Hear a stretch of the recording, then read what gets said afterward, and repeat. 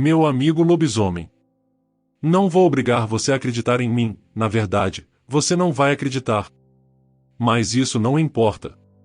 O que quero com esse relato é apenas aliviar minha mente, tentar compartilhar algo que até eu às vezes tenho que me lembrar que de fato ocorreu. Enfim, vamos à história. Estávamos na metade do ano de 1996, eu havia acabado de fazer 17 anos.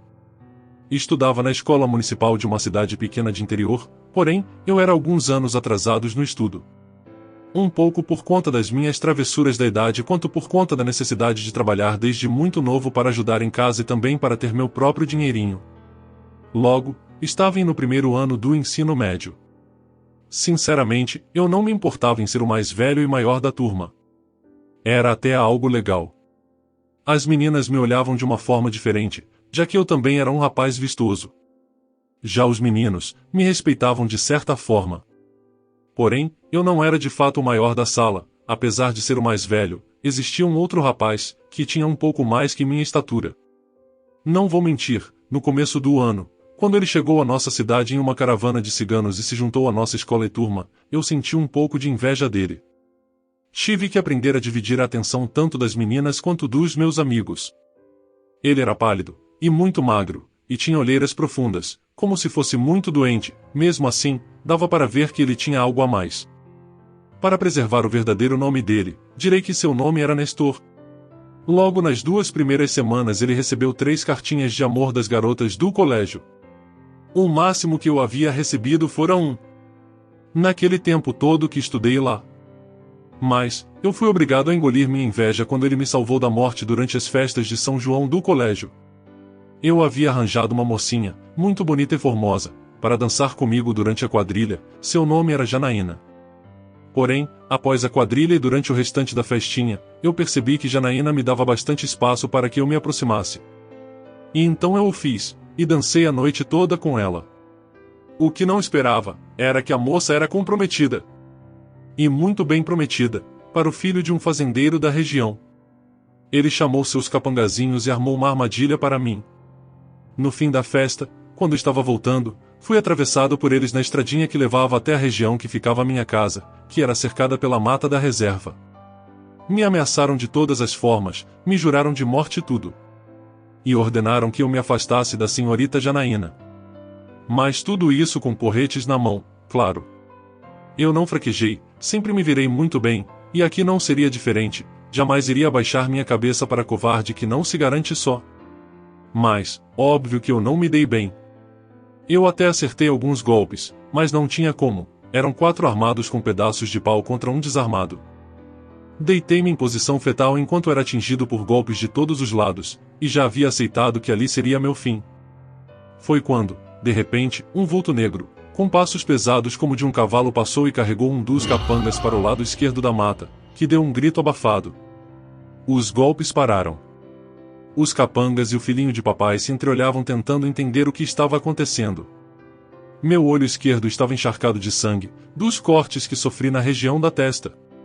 Então eu limpava meus olhos e olhava ao redor, tentando também entender a situação. Pensei que poderia ser minha chance de fuga, mas quando ensaiei retirar minhas forças que restavam para levantar e correr, o vulto passou novamente. Dessa vez, veio de trás de mim, pulando minha cabeça e carregando mais um dos capangas para dentro da mata. Gritei em uníssono, junto com os 2 que restaram do bando, de pavor.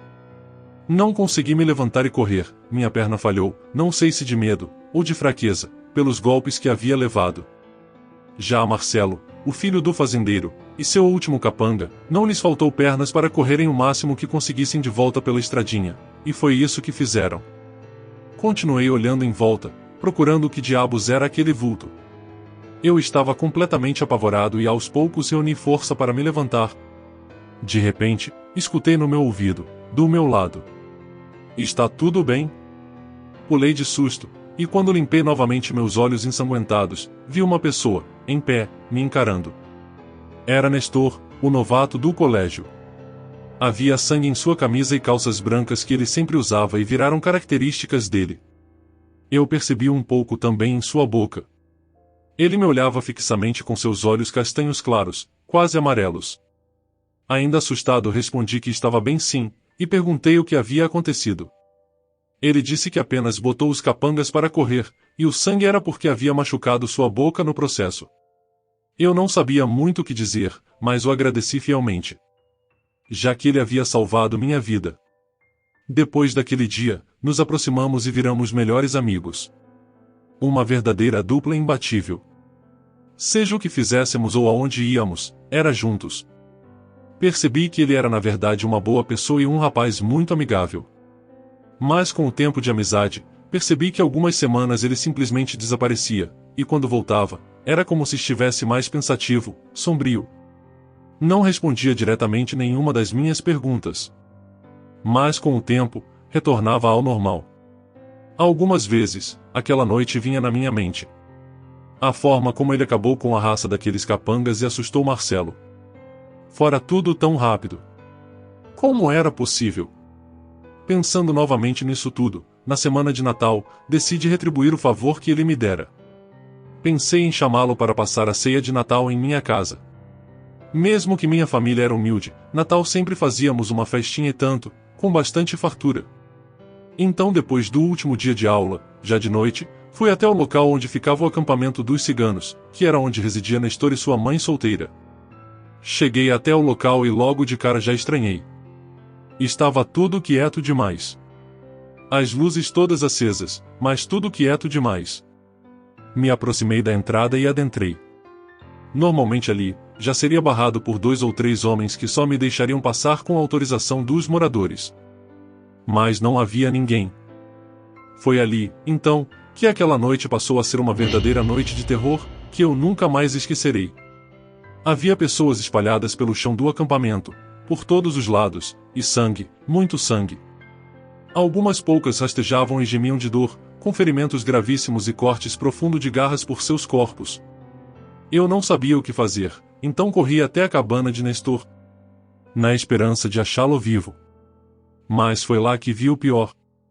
Na porta da cabana, estava a mãe de Nestor, morta. Mas diferente dos outros, seus ferimentos eram de bala. Fiquei ainda mais incrédulo. Reuni todas minhas forças e adentrei a cabana.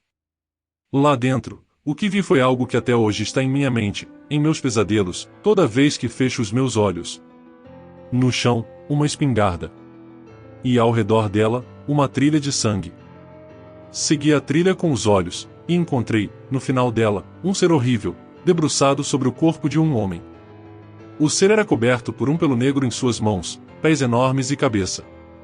Ele vestia roupas que estavam rasgadas em algumas partes, evidenciando ainda mais pelos nos buracos dos rasgos. Fiquei sem ar no mesmo momento, o ser devorava a carne do homem, com uma raiva genuína. Mas no fundo eu sabia o que era aquilo, meus avós já me falaram muito sobre, não era difícil de distinguir. Era um lobisomem. Quando ameacei me virar para correr e ir embora, o lobisomem percebeu minha presença. Ele virou sua cara de cachorro peludo, com focinho e orelhas protuberantes e me fitou com seu olhar amarelo raivoso, que por um momento achei familiar. Ficamos nos encarando por cerca de 10 segundos. Foi quando eu senti seu olhar suavizar para mim. Ele fingiu me ignorar e voltou sua atenção para o corpo que fizera de prato principal. Entendendo que havia sido poupado, não pensei 2 vezes em fugir. Pulei o corpo de sua mãe baleada, e corri de volta à casa. Desesperado. No caminho de volta, a única coisa que conseguia pensar, era que aquele lobisomem usava as mesmas roupas brancas que Nestor usava, meu querido amigo, que nunca mais tive notícias.